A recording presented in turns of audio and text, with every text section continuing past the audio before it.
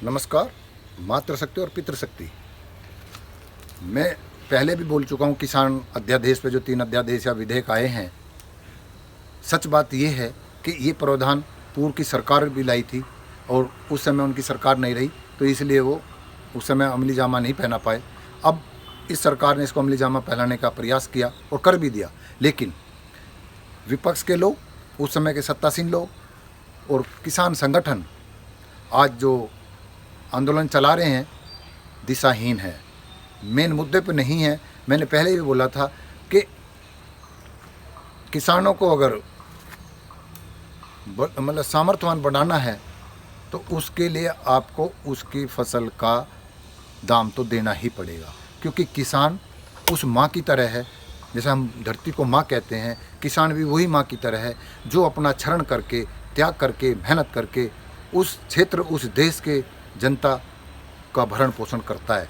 और माँ भी अपने बच्चों को पालन पोषण में अपना यौवन, अपनी जवानी, अपना सब कुछ त्याग करके अपने बच्चों को समर्पित कर देती है। तो मैं किसान को भी, धरती माँ को भी उस माँ की तरह मानूंगा, जैसे आम माँ होती है, अपने इस परिवार को पालती है, अपने बच्चों को पालती है, उनमें सपने देखती है। तो माँ कोई जब वो बुजुर्ग हो जाती है, उसके शक्ति कम हो जाती है, क्या हम तब भी उससे अपेक्षा करेंगे कि वह हमारे लिए कमा के दे? ऐसे ही किसान अगर मेहनत करके हमारा भरण पोषण कर रहा है, तो हमें लाभ मिल रहा है, जो हम व्यापार में खड़े हैं, वो बिना अन्न के, अपने सब्जी के जिंदा नहीं रह सकते।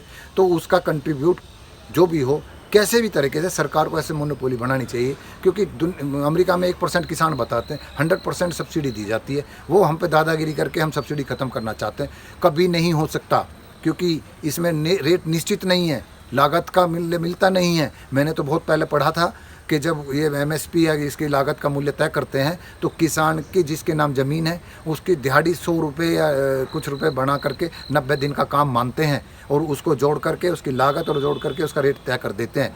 क्या किसान जिसके नाम ज़मीन है, मुखिया उसी वही काम करता है उसमें, उसके साथ में उसका पूरा परिवार लगता है, उसकी भी मजदूरी जोड़िए। और जब आप मजदूर को 700 रुपये या 500 रुपये दे रहे हैं, तो वैसे ही उनकी भी जोड़िए। और 90 दिन नहीं काम करता, 24 घंटे काम करता है, रात को भी पानी देता है किसान, कंडा ढोता है या जो भी करता है, वो सारे 24 घंटे का वर्क है उनका।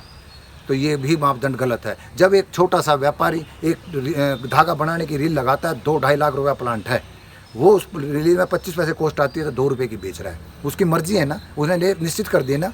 हमारी मॉनिटरिंग सरकार करती है, तो वो भी निष्पक्ष नहीं करती है। तो किसान के नेता, किसान के संगठन चलाने वाले लोगों, तुम पे भी क्वेश्चन मार्क खड़ा होता है। केवल तुम सुख भोग रहे हो किसानों के नाम पर, जैसा ये देश के लोग इमोशनल करके राजनीतिक लोग सत्ता भोग रहे हैं। आप भी इन सत्ताओं के नज़दीक रहकर अपने निजी हित साध रहे हैं। एक नेता ने, किसान नेता ने कहा कि बिचौलियों के बिना तो ब्याह भी नहीं होते हैं। गलत धारणा है। जहाँ बिचौलियापन आ जाएगा वहाँ स्वार्थपन हो जाएगा। पहले तो नाई भी शादी करा देते थे, वहाँ पर हमारे रिश्ते होते थे। नाई, मेरी बहन की शादी एक नाई नहीं बताई थी उसको, जहाँ मेरी बड़ी बहन भी आई है और वो शादी चल रही है।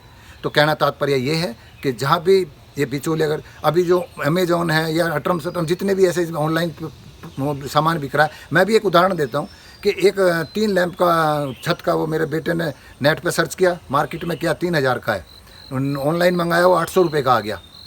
तो डायरेक्ट सेलिंग है ना, वो उपभोक्ता को लाभ है ना। ये जो षड्यंत्र है, इन्होंने जो, मैं अब बताऊं 3 मुद्दे फिर बता रहा हूँ, इस पर नहीं उठा रही, इन पर संशोधन की मांग करनी चाहिए। ये परिवार, एक तो एमएसपी अगर ये कहते हैं कि लागू रहेगा, तो कानून में क्यों नहीं जा रहा है? इसको अमली जामा दीजिए कि एमएसपी कानून के दायरे में आए, कानून इसका बन जाए। ये तो एक मोरल ड्यूटी के हिसाब से चला रखा है आपने, जैसे एक प्रथा चली आती है कि भाई हमारी इस तरह की आस्था है या व्यवस्था है, उसमें हम चल रहे हैं, कानून में नहीं है, जैसा मुझे पता चला है। तो इसको एमएसपी को कानून का अमली जामा पहनाइए। जो आपने कहा कि भंडारण, स्टोरेज या प्रशासन, जो सब्जी या कोई ऐसी चीज़ जो रखी जाएगी, उसकी व्यवस्था किसान के पास नहीं है। किसान 5-6 बीघे का, 10 बीघे का बाजार से, अपने क्षेत्र से, आसपास से बाहर ले नहीं जा सकता।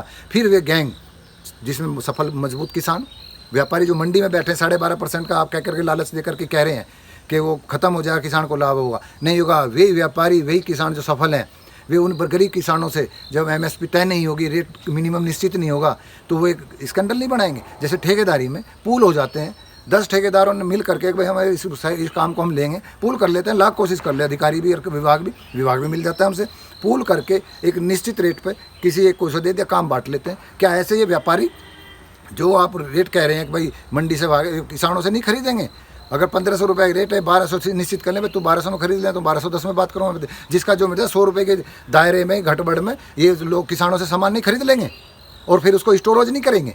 वो स्टोरेज पे जब आपने छिपा एजेंडा है कि आपने जो व्यापारियों के लिए मंडी समिति से ज़्यादा कहीं लाभ दे दिया, कि आपने इसे अपराध के श्रेणी से बाहर निकाल दिया स्टोरेज को, कितना ही कर लो, कोई कौन कर लेगा? किसान में क्षमता है इतनी? फिर भी वे सक्षम लोग ही करेंगे जिन जो कानून के दायरे से बाहर हैं। तो स्टोरेज को भी कानून के दायरे में ला जाए, कड़ी सज़ा दी जाए, क्योंकि आप इस खाली ये नहीं किसान को तोड़ रहे हैं। जब वे व्यापारी खरीदा मनमर्जी से रेट बेचा, आम उपभोक्ता को महंगा मिलेगा क्योंकि वो बाजार से ही खरीदेगा। जैसे अभी ऑनलाइन व्यवस्था मैंने बताई, 800 रुपये का मेरे बेटे ने लिया है, 3000 2500 का बाजार में बता रहे हैं, तो डायरेक्ट सेलिंग क्यों नहीं करेंगे? तो स्टोरेज जैसे किसान है उसको भाई उसकी क्षमता तेरी खत्म नहीं इतनी अगर स्टोर करना तो कर लीजिए, और उस पर अपना लोन, जैसे मैंने बताया पिछली वीडियो में बताया, सबको पता है कि उस पर लोन मिल जाता है, कर लेता है। तो ये बार बार रिपीट करने की बात नहीं। MSP का कानून में अमली जामा पहनाया जाए, स्टोरेज को कानून के दायरे में अपराध की श्रेणी में लाया जाए। इस पर मांग करने की इस देश के नेता और किसान संगठन चुप हैं, केवल गाल बजाई कर रहे हैं, केवल इनको अपना निजी हित चाहिए। तो मैं ये कहूँगा कि सरकार पर इस चीज़ का दबाव बना जाए और सरकार भी समझ ले कि ये अगर तुमने एक पक्ष का जो 12.5%, मैं मानता हूँ कि आपने ये ठीक किया है कि मंडी समिति में जो गैंग था, चाहे पंजाब में, हरियाणा में, यहाँ पर भी हो, जो भी मंडी समिति का चेयरमैन गया वो रातों रात रईस हो जाता है, गांव का कोई डायरेक्टर बन जाता है, वो रातों रात मतलब धनपति हो जाता है, उसके घर का स्तर, समाज का स्तर बढ़ जाता है, किसान वहीं रहता है। उन्हीं किसानों से वो टैक्स लेकर के अपना सुख भोगते हैं। मंडी समितियाँ एक सफ़ेद हाथी हैं, कुछ नहीं है। ठीक करा आपने ये कर दिया, लेकिन स्टोरेज को भी अपराध की श्रेणी में लाइए, सज़ा की श्रेणी में लाइए, तभी किसान का भला होगा, आम उपभोक्ता भी। नहीं तो ये जो प्याज आपकी सरकार, प्याज के ऊपर, आलू के ऊपर आपकी सरकारें गिरती आई हैं, वही गलती दोबारा दोहरा रहे हैं। अगर आपने इनसे फाइनेंस करके, पैसा ले करके और सत्ता ली है और एहसान उतारना चाहते हैं, तो अगली बार सत्ता में नहीं दोहराए जाओगे। गलती कर रहे हो, दोबारा सुधार कर लीजिए। इन्हीं शब्दों के साथ मैं अपनी वाणी को विराम देता हूँ। नमस्कार।